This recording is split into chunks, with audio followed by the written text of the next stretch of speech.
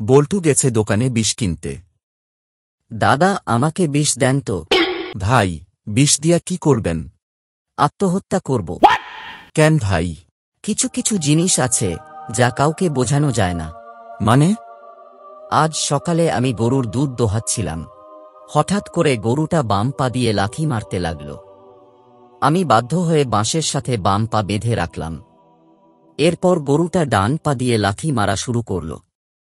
আমি এবার গরুর ডান পা ও বাঁশের সাথে শক্ত করে বাঁধলাম। অবশেষে লেজ দিয়ে বাড়ি মারতে লাগল। ভাবলাম লেজটাও বেঁধে রাখি, কিন্তু লেজ বাঁধার জন্য কিছু পেলাম না। শেষমেশ নিজের বেল্ট খুলে বাঁধতে লাগলাম। বেল্ট খোলার কারণে আমার প্যান্ট হঠাৎ করে খুলে গেল। এমন সময় আমার বউ বোয়ালে এসে আমাকে ওই অবস্থায় দেখল। এখন আপনিই বলেন, আমি আমার বউকে কি করে তা বোঝাব? বউ আমাকে ছেড়ে বাপের বাড়ি চলে গেছে। ভাই, কয় টাকার বিষ লাগবে?